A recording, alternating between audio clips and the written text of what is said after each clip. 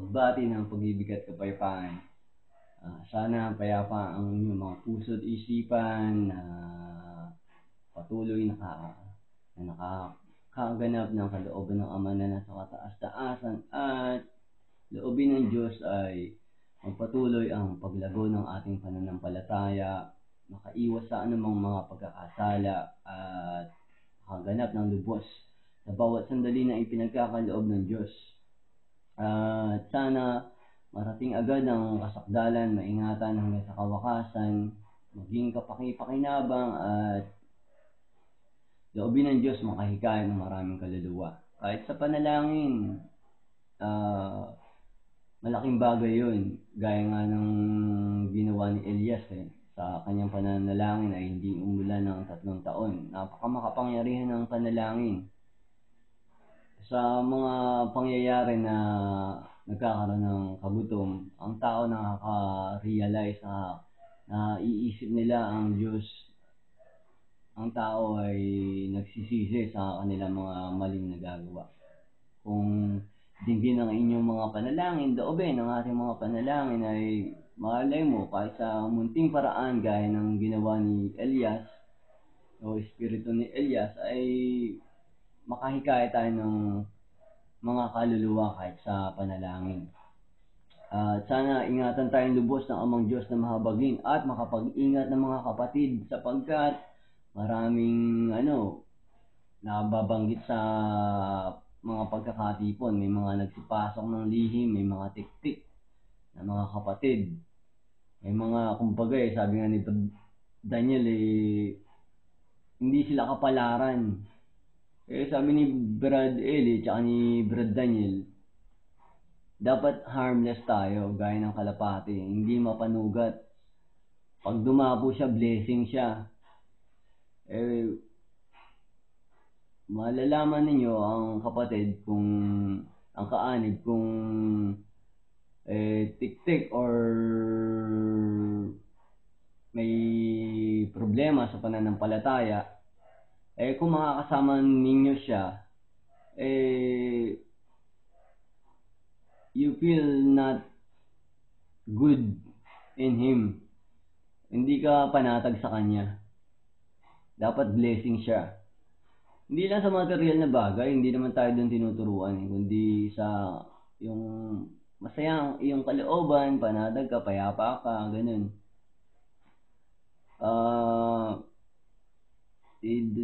Dagdag ko rin po yung sinasabi ni Brad Daniel na ang may pag-aayuno na pwede kang kumain na basta tutulong ka lang sa mga nangangailangan, sa napipigati, sa nagpapasa ng atang, ikakalagin mo. Suggestion ko po yung ginawa ng Kristo sa Mateo 4 na nung tinukso ng panahon na tinukso siya ni Satanas, sinabi ni Satanas yung bato daw gawing tinapay. Sabi naman ng Kristo, nasusulat, ang tao ay hindi lamang nabubuhay sa tinapay. Mas piliin natin yun. Sabi nga sa Wish yung poster po ba dun sa Wish 1075, choose what not is easy, choose what is right.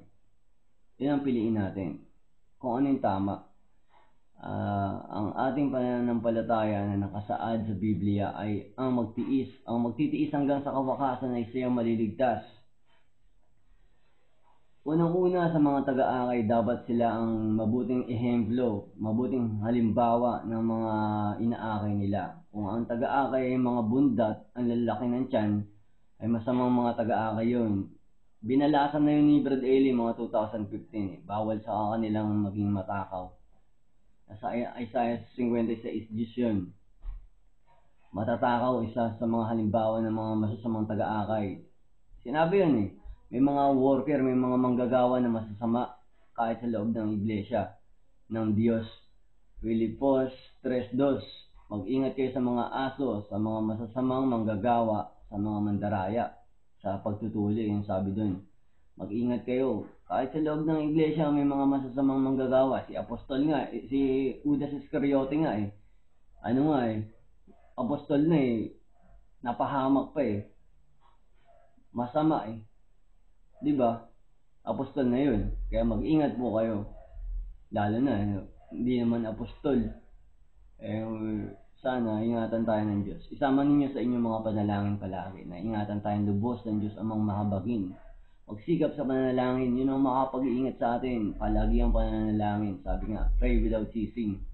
Tandaan ninyo, kung ang taga-akay mukhang buntis, masamang taga-akay yun. Walang pagpipigil yun. Sabi, ang pinakadakila ang pag-ibig.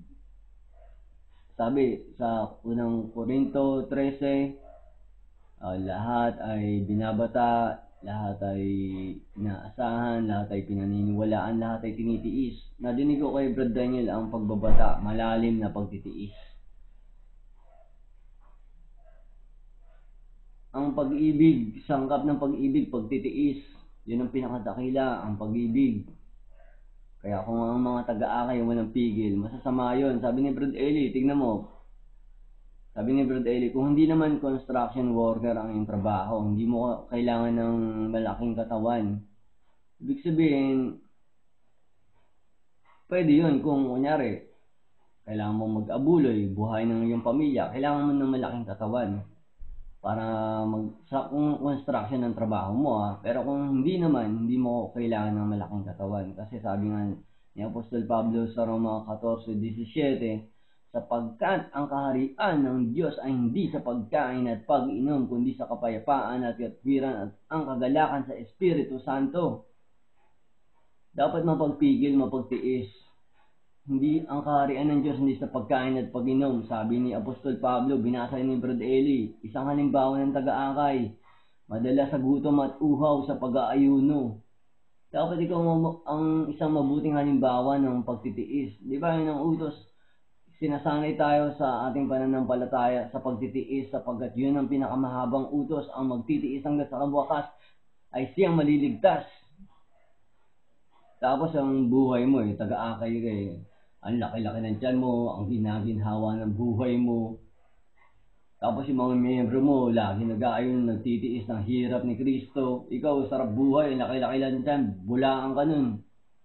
Ang natitisod sa isang kautusan ay nawawalang kabuluhan na ang lahat. Masamang taga-akay yun. Kung madidinig nyo yung sinabi ni Brad Eli doon, talagang bingi-bingi yung mga masasamang taga-akay na yun. Pinauwi yun, yung mga masasamang taga-akay na yun sa MCGI. Pinauwi yung mga yun. Mabibilib ko kayo kay Brad Eli kung paano bumanat sa mga masasamang taga-akay na yun. Mapapahama kayo doon. May nakilala akong ganun na destino sa amin, pinauwi. Hindi man matakaw, pero wala rin pigil sa pagkain. Umiinda sa akin sabi. Wala daw pagkain sa lokal lagi mo na pagkain. Umiinda ng ganun. Pero mo, worker ka. Isang taon pa lang ako sa iglesia nun na gumagana na sa akin. Nakakapanghina sa pananampalataya yan pagkasama mo, ganun. Mag-ingat po kayo sa mga worker na pinauwi at sa mga masasamang taga-akay. Marami yun. Basa lang po ako ng mga ilang verses, mga kapatid. Pagdamutan niyo nawa po. Apokalipsis 1:3. Mapalad ang bumabasa at ang nangakikinig ng mga salita ng hula at tumutupad ng mga bagay na nangasusulat doon, sapagkat ang panahoy malapit na. Josue 1:8-9. Ang aklat na ito ng kautusan ay huwag mahihiwalay sa iyong bibig, kundi iyong pagbubulayan araw at gabi, upang iyong masunod na gawin ang ayon sa lahat na nakasulat dito. Sapagkat kung magagayo iyong pagiginawain ng iyong lakad at kung magagayo magtatamu ka ng mabuting kawakasan, hindi ba kita inutusan? Ikaw may magpakalakas at magpakatapang ng mabuti. Huwag kang matakot ni mang lupaypay, sapagkat ang Panginoon mong Diyos ay sumasa iyo saan ka man pumaroon. Mateo 5:6. Mapapalad ang nangagugutom at nangauuhaw sa katwiran, sapagkat sila'y papagsasawain. Santiago 2:17. Gayon din naman ang pananampalataya ng mga walang gawa ay patay sa kanyang sarili. Kamikaan 20:13. Huwag mong ibigin ng pagtulog, baka ka madukha. Idilat mo ang iyong mga mata at mabubusog ka ng tinapay. Kamikaan 13, versikulo 25. Ang matuwid ay kumakain hanggang sa kabusugan ng kanyang kaluluwa, ngunit ang tiyan na masama ay mangangailangan. Awit 1:1-2.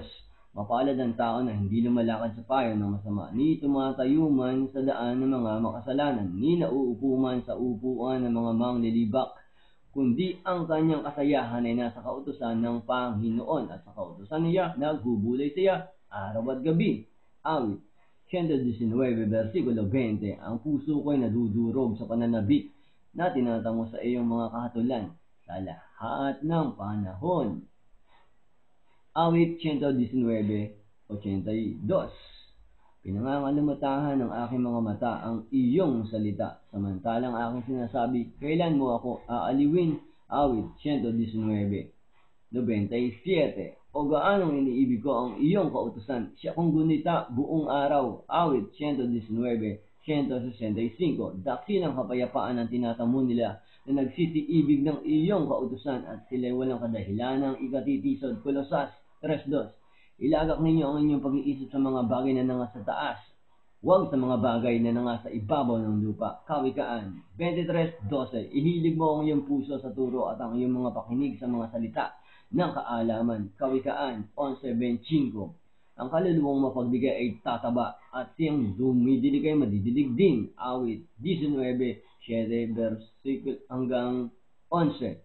Ang kautusan ng Panginoon ay sakdal na nagsasauli ng kaluluwa. Ang patotoo ng Panginoon ay tunay na nagpapapantas sa hangal. Ang mga tuntunin ng Panginoon ay matuwid na nagpapagalak sa puso. Ang utos ng Panginoon ay dalisay na nagpapaliwanag ng mga mata. Ang takot sa Panginoon ay malinis na nananatili magpakailanman. Ang mga kahatulan ng Panginoon ay katotohanan at lubos na matuwid. Mga pinipitang higit kaysa ginto. Oo, higit kaysa maraming dalisay na ginto, lalong mainam kaysa pulot, at sa pulot pukyutan. Higit dito sa pamamagitan ng mga iyo'y mapagpapaunahan ng iyong lingkod. Sa pag-iingat ng mga iyon ay may dakilang gantimpala. Unang Timoteo 1:5. Ngunit ang kinauuwian ng bilin ay ang pag-ibig na nagbubuhat sa malinis na puso at sa mabuting budhi, at sa pananampalatayang hindi pa imbabaw. Kawikaan 19, versikulo 15. Katamaran ay nagbabaon sa mahimbing na pagkakatulog, at ang tamad na kaluluwa ay magugutom. Kawikaan 24:6. Sapagkat sa pamamagitan ng pantas ang pamamatnubay ay makikipagdigma ka, at sa karamihan ng mga tagapayo ay may kaligtasan. Unang Kronika 16:11. Hanapin ninyo ang Panginoon at ang kanyang lakas. Hanapin ninyo ang kanyang mukha na palagi. Kawikaan 13:25. Ang matuwid ay kumakain hanggang sa kabusugan ng kanyang kaluluwa, ngunit ang tiyan na masama ay mangangailangan. Kawikaan 30, versikulo 5. Bawat salita ng Diyos ay subok, siya ay kalasag sa kanila na nanganganlong sa kanya. Unang Tesalonica 5:22. Layuan ninyo ang bawat anyo ng masama. Ikalawang Pedro 1:5-8. Oo, at dahil din dito, sa pagkaragdag sa ganang inyo ng buong sikap, ay idagdag ninyo sa inyong pananampalataya ang kagalingan, at sa kagalingan ay ang kaalaman, at sa kaalaman ay ang pagpipigil, at sa pagpipigil ay ang pagtitiis, at sa pagtitiis ay ang kabanalan, at sa kabanalan ay ang mabuting kalooban sa kapatid, at sa mabuting kalooban sa kapatid ay ang pag-ibig. Sapagkat kung nasa inyo ang mga bagay na ito at sumasagana, ay hindi kayo pababayaan maging mga tamad o mga walang bunga sa pagkilala sa ating Panginoong Hesukristo. Mateo 5:48. Kayo nga'y mga pakasakdal na gaya ng inyong ama sa kalangitan na sakdal. Unang Pedro 3:10-11. Sapagkat ang magnais umibig ng buhay at makakita ng mabubuting araw ay magpigil ng kanyang dila sa masama, at ang kanyang mga labi ay huwag magsalita ng daya, at tumalikod siya sa masama at gumawa ng mabuti. Hanapin ang kapayapaan at kanyang sundan. Awit 37, versikulo 4. Magpakaligaya ka naman sa Panginoon at bibigyan ka niya ng nasa ng iyong puso. Awit 119, versikulo 11. Ang salita mo'y aking itinago. Ang salita mo'y aking itinago sa aking puso, upang huwag akong magkasala laban sa iyo. Kawikaan 3:1. Anak ko, huwag mong kalimutan ang aking kautusan, kundi ingatan ng iyong puso ang aking mga utos. Hebreo 4:12. sapagkat ang salita ng Diyos ay buhay at mabisa at matalas kaysa alinmang tabak na may dalawang talim at bumabaon hanggang sa paghihiwalay ng kaluluwa at espiritu, ng mga kasukasuan at ng utak at madaling kumilala ng mga pag-iisip at mga haka ng puso. Kawikaan 7:1-2. Anak ko, anak ko, ingatan mo ang aking mga salita at impukin mo sa iyo ang aking mga utos. Ingatan mo ang aking mga utos at mabuhay ka at ang aking kautusan na parang itim ng iyong mata. Efeso 5:20-21. Na kayo'y laging magpasalamat sa lahat ng mga bagay sa pangalan ng ating Panginoong Hesukristo sa Diyos na ating Ama, na pasakop kayo sa isa't isa sa takot kay Kristo. Kawikaan 4:20-23. Anak ko, makinig ka sa aking mga salita. Ihiling mo ang iyong pakinig sa aking mga sabi. Huwag mga hiwalay sa iyong mga mata. Ingatan mo sa kaibuturan ng iyong puso, sapagkat buhay sa nakakasumpong at kagalingan sa buo nilang katawan. Ingatan mo ang iyong puso ng buong sikap, sapagkat dinadaluyan ng buhay. Ang Kawikaan 4:13. Hawakan mong mahigpit ang turo, huwag mong bitawan iyong ingatan, sapagkat siya ay iyong buhay. Always thanks be to God and to